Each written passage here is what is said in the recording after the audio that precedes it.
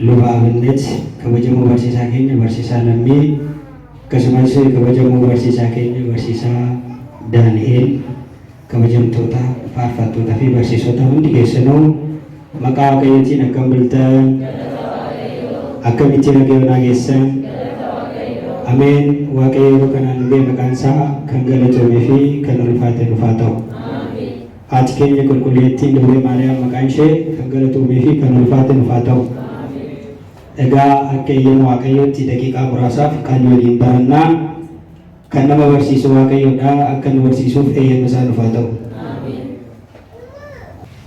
Nyaata ergamootaa namoonni nyaatan yookiin nyaata ergamootaa dhalli namaa nyaate. Faaruu Daawit faaruu 78 lakkoofsa 25 irraa jecha jedhuudha. Waaqayyo jecha kanarra hudhee kan barsiisuuf eeyyama isaa dhufaa ta'u. Nyaanni ergamootaa maalidha? Egaa maatii Waaqayyoodha. Guyyaa kana asitti kan wal geenyee qaanii Waaqayyooti irraa barannee waan tokko firii buusuudhaaf waan ta'eef Waaqayyo qaanii isaatiin firii akka buufnuuf eeyyama isaa dhufaa ta'u. Firii keenyas mootummaa Waaqayyooti waan ta'eef mootummaa Waaqayyoo akka dhaallu eeyyama isaa dhufaa ta'u. Ergamoonni Waaqayyoodhaa ari'amii gara lafaatti gadi bu'anii kadhannaa fuudhanii ililleen Waaqayyo duraan ga'u. Waaqayyo irraas deebii qabanii gara namaatti dhufu. Isa jidduutti immoo deemuu fi yookiin ba'uu fi deebi'uu irratti maaltu jira? Waaqayyo galateeffachaa deemuu jira. Eenyuun? Ergamoonni. Daqiiqaa tokkoof illee galata hin dhaaban. Isaan qulqulloota, isaan Ariyaamii fi Iyyoor eerarrirra kan jiraatan yoo ta'u, nuti garuu lafarra jiraannee cubbuu keessa too jirru, addunyaa irra too jirru Waaqayyo galateeffachuu hin dandeenya laata? Yeroo hundaa galateeffachuu hin dandeenya. Isaan garuu yeroo hundaa galateeffatu. Ariyaamirraa kadhannaaf deemu. Ariyaamirraa kadhannaa ilma namaa geggeessuuf deemu. Deebii fiduuf deemu. Iyyoor Raamaa eerarrirra immoo magaalaa isaaniitti achi keessa jiraatu. Achi keessatti isaan qulqulloota ta'anii otoo jiru. Isaan kan hin nyaanne kan hin dhugne ta'anii otoo jiranuu maal godhu? Yeroo hundaa galateeffatu jechuudha. Waaqayyo waan dubbate hin raawwata. Waan taasisu hundaan hojiin isaa maalidha? Dinqiidha. Kanaaf maqaan isaa kan galatoome haa ta'u jedhanii yeroo hundaa galateeffatu jechuudha. Nuti immoo kan nyaannu kan dhugnu taanee too jirru, waan hundaa too qabaannee jirru Waaqayyo galateeffachuu hin dandeenyu. Kanaaf akka Waaqayyo akka ergamootatti galateeffannuuf eeyyama isaa nuuf haa ta'u. Maatii Waaqayyoodhaa eenyu galateeffanna? Nyaata ergamootaa maal nyaanne? Nyaanni ergamootaa galata. Nyaanni ergamootaa yeroo hundaa maalidha? Galataa.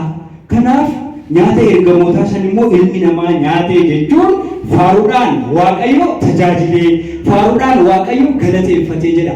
Kanaaf galanni nyaata yoo ta'e nyaata maaliiti? Nyaata lubbuuti. Nyaata lubbuuti. Nyaata foonii akkuma nyaannu sanaa lubbuun keenya maal barbaaddi jechuudha? Nyaata barbaaddi. Nyaanni sunis Waaqayyo yoo galateeffattu hin quufti jechuudha. Kanaaf nyaata ergamootaa san yeroo hundaa akka nyaannuuf Waaqayyo eeyyama isaa nuuf haa ta'u.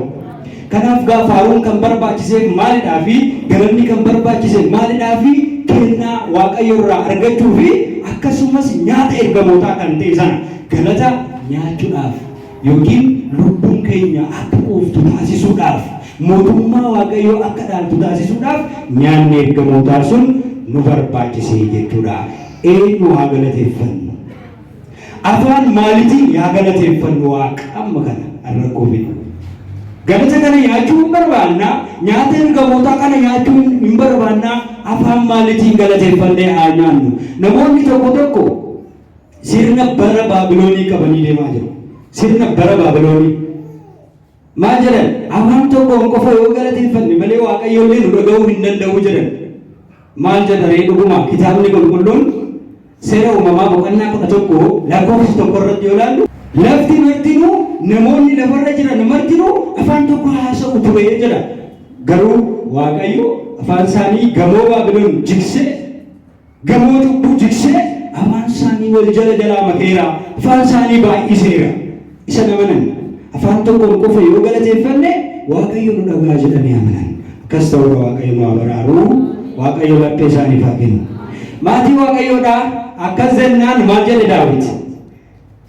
Namni afaan danda'u maraan, namni hafuura qabu hundinuu maaliin haa dubbatu jedha?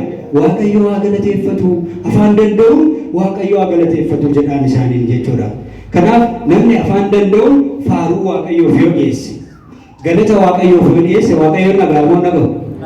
Dhaga'amoo dhaga'u? Moo lakkii afaan Amaariffaa qofa dhaga'aa jettan? Akkasii afaan hunda dhaga'a Waaqayyo. Afaan Walaayittiffaatiin isoo galateeffatte Waaqayyo hin dhaga'a. Afaan Ingiliziitiin isoo galateeffatte hin dhaga'a. Afaan Oromiffaatiin isoo galateeffatte hin dhaga'a jechuudha. Kanaaf afaan hundaanuu Waaqayyo hin dhaga'a, hin galateeffamas jechuudha. Garuu immoo kan galateeffamu sun eenyudha? Maatii Waaqayyoodhaa Gooftaan keenya Yesuus Kiristoos fannoo irratti kan fannifame, dhiiga isaa kan nu dhangalaase, foon isaa muree kan nuuf kenne, addunyaa kana cubbuu isheetirraa bilisa kan baase Yesuus Kiristoosiif galanni ni ta'a. Dhuguma faaruun ni ta'a. Garuu isa qofaaf ta'a. Maaliif ergamoota faarfattan? Maaliif qulqulloota faarfattanii? Jala Yesuus Kiristoos eenyunni? Yesuus maal ነው? Ergaa Phaawulos gara uummata Ibrootaa boqonnaa 10 gubbaatti maal jedha?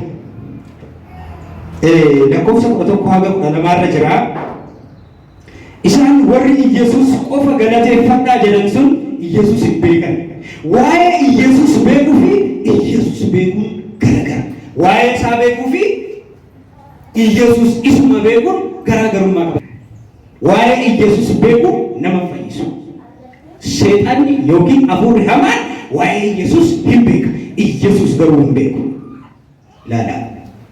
Namni waa'ee Yesuus waan beektu qofaaf Yesuus waan jette qofaaf qaraanii irratti hin fannifame waan jette qofaaf hin ta'u. Yesuus eenyudha kan jedhu beekuu qabda. Kanaaf Yesuus eenyudha?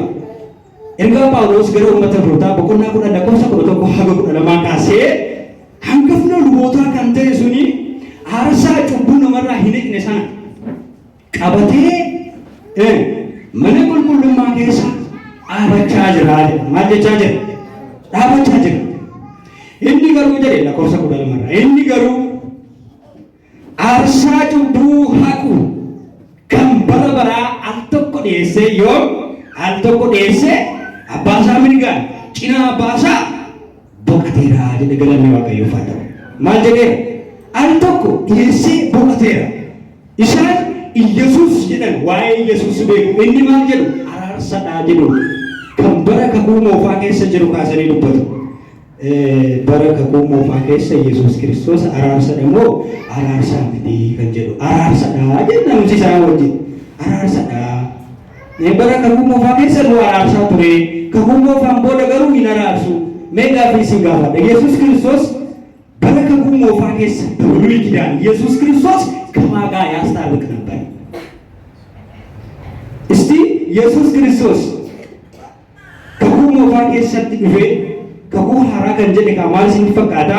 Yesuus Kiristoos gara lafaatti erga dhufee booda otoo fannifamee du'aa hin ka'in booda du'aa keessaa hin ka'in booda በመዋዕለ ሥጋዌ በተገለጠ ጊዜ yookiin immoo iyyuu yeroo foonummaa mul'atee lafarra deddeebi'aa ture sana Yesuus Kiristoos araarsadhaa yoo nuun jedhan araarsaa ture jedhan. San booda hoo erga gara samii ga'ee booda garuu araarsaa mitii jenna. Kanaaf mee gaaffii isin gaafadhaa. Yesuus Kiristoos yeroo foonummaa mul'ate sana eenyu wajjin nu araarsa ture? Yoo jennu immoo abbaa isaa wajjin nu araarsaa ture. Gaariidha. Innumti immoo deebi'ee maal jedhe? Anii fi abbaan koo tokko abbaa kee nutti agarsiisii jennaan tokko aboonni maal jedhe? Ilma kan arge abbaa arge. Abbaa kan arge fura qulqulluu arge jechuudha. Sadummaa isaa dubbateera Yesuus Kiristoos. Abbaan isa keessa jira. Inni isa eenyu keessa jira? Abbaa keessa jira. Kanaafuu abbaa isa keessa jiru innu Yesuus Kiristoos isa araarsaa jira jechuudha. Akkas miti. Yesuus Kiristoos foonummaan kan mul'ate samiirraa kan gadi bu'e maaliif? Tokko nu araarsuuf jedha. Tokko immoo nu fayyisuuf. jettan jechuun ortodoksii keessatti akkasitti lalabamaa ture mana amantaa keenyaan akkasitti lalabamaa ture waan ta'eef Yesuus Kiristoos nu araarsuuf akkasii miti. Yesuus Kiristoos kan samiirraa bu'e barnoota akkanaatu jira waan ta'eef Yesuus Kiristoos nu barsiisuu fi nu fayyisuuf gara lafaatti bu'ee jira. Nu barsiisuuf nu fayyisuuf akkamitti nu barsiisa gochaa fi piraaktisii gochaa fi tiyooriidhaan nutti agarsiisa jechuudha. Afaan lallabee fi hojjetee nutti agarsiisa barnoota keessatti yoo ilaalu. Fayyisummaa immoo qaraanii irratti fannifamee nu fayyise. Yeroo sanatti abbaa wajjin waan aarsamoo nu araarsu Yesuus Kiristoos foon waan uffateef warri foon uffatanii jirtan warri nama taatan marti keessanuu yaa abbaa keenya jedhaatii kadhadhaa jedhee abboota keenya yookiin immoo duuka bu'oota akkuma barsiise sana Yesuus Kiristoos foon waan uffateef kadhannaa gochaan nu barsiise malee inni kadhataa miti. Garuu bara kakuu moofaa keessa cubbuu hojjenneef dhiifama nu taasisuuf gara lafaa kanaatitti dhufee nu barsiisee jira. Gochaa maal nutti agarsiise? Kitaaba Qorontos. Maaliif soome gooftaan keenya Yesuus Kiristoos nu barsiisuuf ammas malee kan soomu ta'eeti gochaa nutti agarsiisee jechuudha. Kanaaf Yesuus Kiristoos yeroo foonummaa mul'ate sana maaliif mul'ate isiniif fakkaate? Nu barsiisuuf mul'ate. Araarsummaa yommuu inni Elohee laamaa sabaqtaani amlaakee lamin ta'u keenya yommuu jedhu sana namoonni yoo rakkatan yoo idiraan isin irra ga'e amlaakee jedha. Yookiin immoo ergaa duuka bu'ootaa boqonnaa 7:20 Isxifaanos isarraa waan barateef maal jedhe? Amlaakee lamin ta'u keenya jedheera waan jedheera እግዚአብሔር ተመልከተኝ ነጸረኒ አምላኬ jedhaniira jechuudha. Kanaaf waan inni qaraanii irratti dubbate sana Isxifaanos dubbate waan bartuusaa waan ta'eef.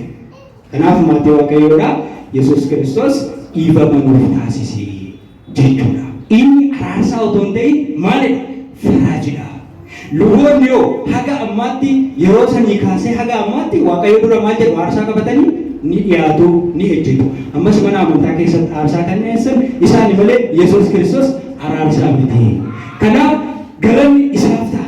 Inni waaqa bara baraa አምላክ አማልክት ወእግዚአብሔር ሰው ንጉሠ ነገሥት አምላክ አንተ ለሁሉ ስጋ ለሁሉ ዘነብስ አቲ ሁንዳፉ ልቡ ከንታቴ ፎኒፊስ ከንከኒቱ ፎኒስ ከኒጃርቴ ከኖጀቴ ከኑንቴ ሲዳ ጀኔ አቲ ዋቅ በረበራት ጀኔ ኢሳ ገለቴፈና ቁልቁሎታ ፎ ገለኒታሞ ተው ሂንታ አከሚቲታ ሴረቦ ቦቆና ዲደሚሰዲ ለኮሰ ዲደመረማጀ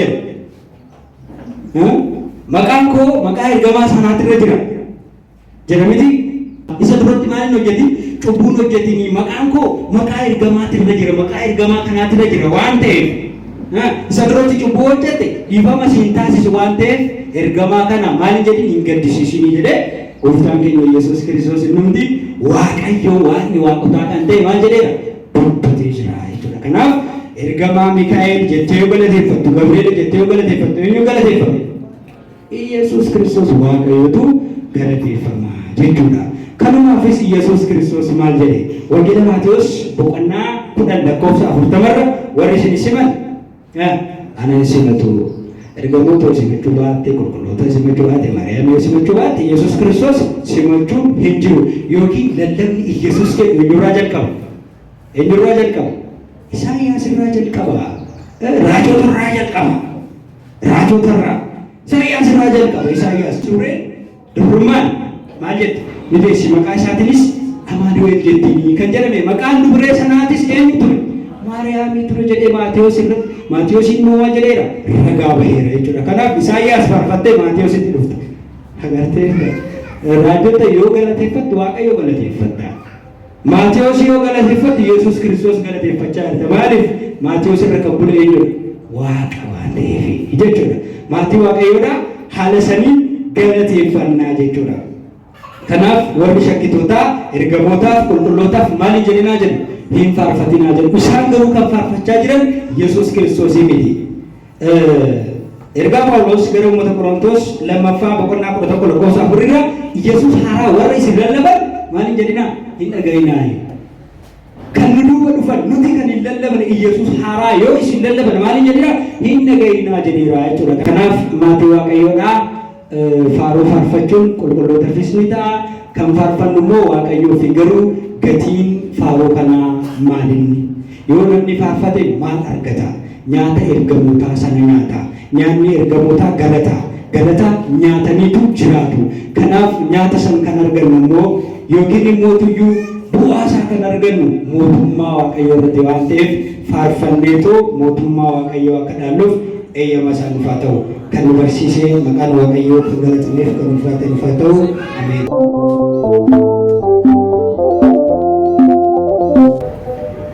Ya